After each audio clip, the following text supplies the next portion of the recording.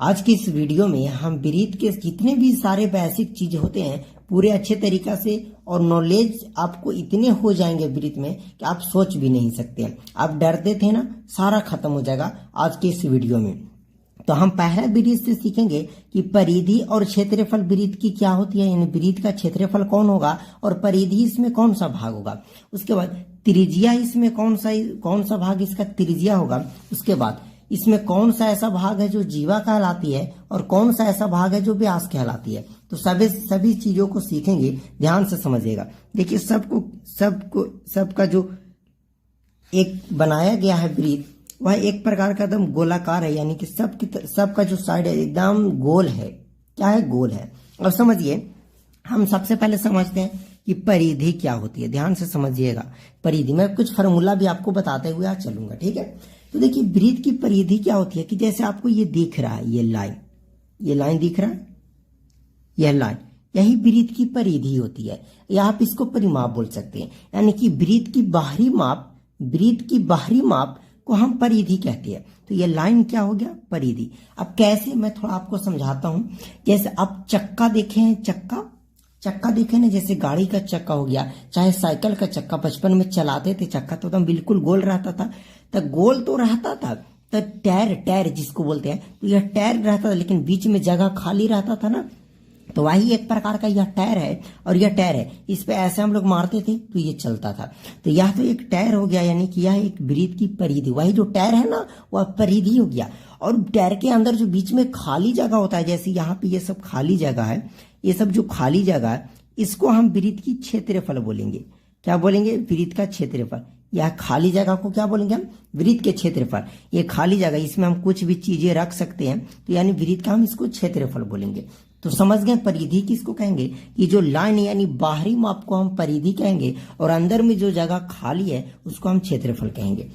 अब आइए समझते हैं कि ब्रीथ की त्रिज्या क्या होती है। तो देखिए ब्रीथ में एक ऐसा बिंदु होता है, ब्रीथ के बीचों बीच एक ऐसा बिंदु होता है कि इस ब्रीथ से आप परिधि पे, यही परिधि है ना, किसी भी तरफ लाइन खींच दीजिए। जैसे ऐसे खींच दीजिए, इधर खींच दीजिए, इधर खींच दीजिए, इधर खींच दीजिए, इधर खींच दीजिए, जिधर भी खींच दीजिए, बशर्ते वह बिंदु से खींची होनी चाहिए। तो इसी को हम त्रिज्या बोलते हैं। क्या बोलते हैं? त्रिज्या। और एक ब्रीथ में अनंत त्रिज्या खींची जा सकती है। जितना चाहे आप त्रिज्या खींच सकते हैं ना। देखिए आपका मन, आप जितना चाहे त्रिज्या खींच सकते हैं, बस वह केंद्र से होना चाहिए, यानी ब्रीथ के जो बीचों बीच केंद्र है उससे होना चाहिए। क्या समझे कि त्रिज्या को क्या होती है? कि ब्रीथ के केंद्र से बीचों बीच, यानी केंद्र से लाइन को जब हम परिधि तक मिलाते हैं तो उस लाइन को हम त्रिज्या कहते हैं। और त्रिज्या को आर से सूचित किया जाता है। इसको इंग्लिश में रेडियस बोलते हैं, इसीलिए हम इसको आर से डिनोट करते हैं। अब समझिएगा कि एक वृत्त में अनंत त्रिज्या खींची जा सकती है। एक वृत्त में कितनी त्रिज्या खींची जा सकती है? अनंत त्रिज्या खींची जा सकती है। और सब जगह जो त्रिज्या होगी ना, वृत्त की त्रिज्या, उसकी वैल्यू बराबर होगी।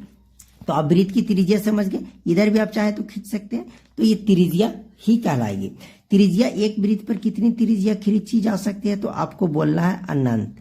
कितनी त्रिज्या खींची जा सकती है? अनंत। तो एक वृत्त में कितनी त्रिज्या खींची जा सकती है? अनंत। तो उम्मीद करते हैं कि आप परिधि तो समझ गए, जो बाहरी माप उसको परिधि, क्षेत्रफल समझ गए, त्रिज्या समझ गए कि केंद्र के बीचों बीच से अगर रेखा खींची जाए परिधि पर, तो वही रेखा को हम त्रिज्या कहते हैं।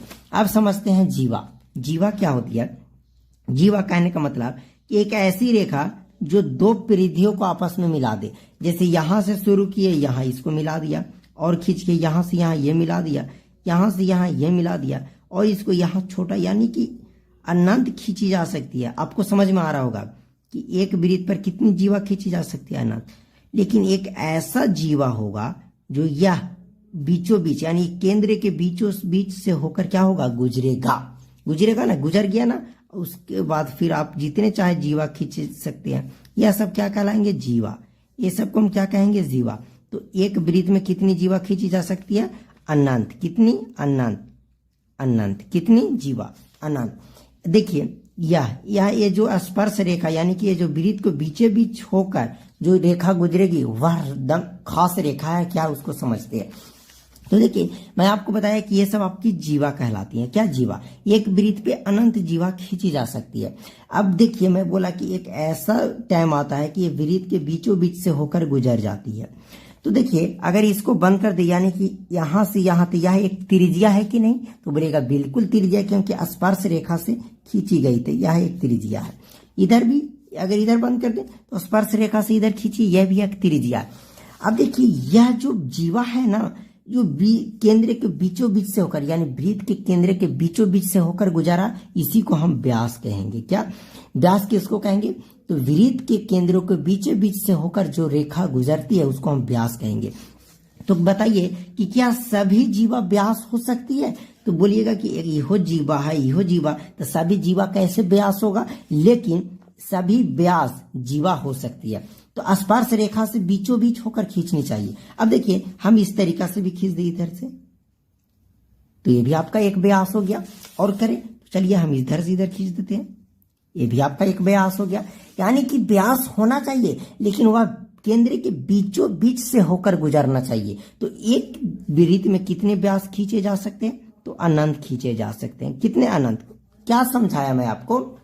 इतना चीज कि केंद्र होता है, एक वृत्त का केंद्र होता है बीचों बीच, यहां से सबकी दूरी बराबर होती है लाइन खींचिएगा तो ये जो जीवा है ना, जीवा यानी लाइन, तो एक समय ऐसा आता है ना कि लाइन पूरे इस वृत्त के बीचों बीच से गुजरता है, तो उसी को लाइन को हम व्यास कहते हैं। व्यास क्या करता है कि वृत्त को दो बराबर भागों में बांट देता है। व्यास क्या करता है कि वृत्त को दो बराबर भागों में बांट देता है। क्या? बराबर भाग में क्या कर देता है?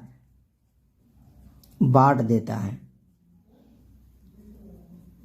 समझ गए कि वृत्त, ये व्यास क्या करता है कि वृत्त को दो बराबर भागों में बांट देता है। तो यही तो वृत्त की व्यास की खासियत है कि वृत्त को क्या करता है कि दो बराबर भागों में बांट देता है।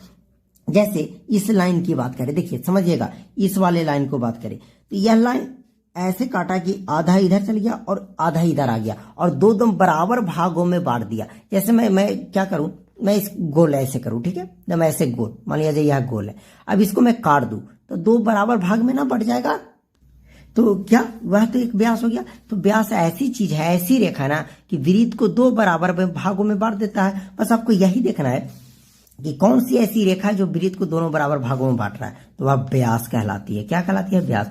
तो आपको क्या मैं समझाया?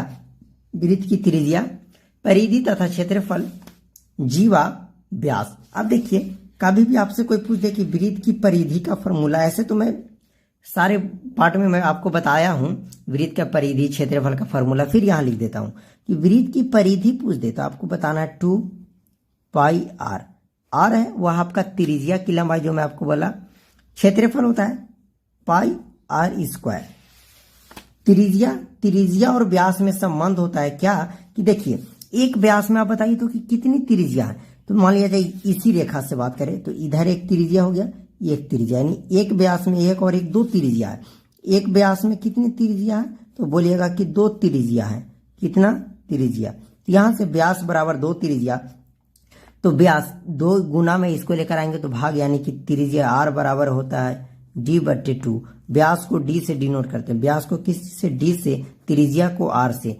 d से इसको डायमीटर बोला जाता है, r से रेडियस बोला जाता है। तो हम उम्मीद करते हैं कि आपको इतनी चीजें समझ में आ गई। तो अब जो मैं पार्ट लाऊंगा उसको आपको देखना है, वृत्त का क्षेत्रफल, वृत्त की परिधि कैसे ज्ञात करें, उसके बाद अर्धवृत्त का क्षेत्रफल और अर्धवृत्त की परिधि कैसे ज्ञात करें। हम अच्छे तरीका से आपको इस चैनल पे समझाने की कोशिश करेंगे। और मेरा जो दो और चैनल है, इस पे एक पे मैं क्लास 10th आपको एकदम कंप्लीट तरीका से मैथ पढ़ाऊंगा, उस पर आपको नो डाउट। एक और मेरे चैनल है गणित मंत्रा, उस पर मैं आपको बेसिक मैथ इसी तरीका से पढ़ाता हूँ, लेकिन इस चैनल पर आपको क्लास 10th के रिलेटेड ही अच्छे अच्छे टॉपिक मिलेंगे। इस पे थोड़ा एडवांस लेवल का टॉपिक आपको मिलेगा। वृत्त में अच्छे तरीका से कंप्लीट करने के बाद मैं त्रिभुज के क्षेत्रफल ज्ञात करना आपको सिखाऊंगा। तो चलिए हम उम्मीद करते हैं कि वृत्त की इतनी खास बातें आप सीख गए होंगे कि त्रिज्या, परिधि, क्षेत्रफल, जीवा, व्यास क्या होती है। इस तरीका से आपको कोई नहीं आज तक समझाया होगा कि वृत्त का क्षेत्रफल, परिधि, त्रिज्या। आप पढ़े तो होंगे कि वृत्त का क्षेत्रफल होता है पाई आर स्क्वायर, लेकिन वृत्त का क्षेत्रफल किसको कहते हैं वही नहीं पता। तो अंदर खाली जगह उसको क्षेत्रफल या बाहरी माप, परिधि, जीवा रेखा खींची जाए, जीवा केंद्र के बीचों बीच से एक रेखा खींची है, उसको व्यास। त्रिज्या एक ऐसी रेखा है जो वृत्त को सब तरफ त्रिज्या का लंबाई बराबर होती है, इसके केंद्र से आप किसी तरह खींच दीजिए।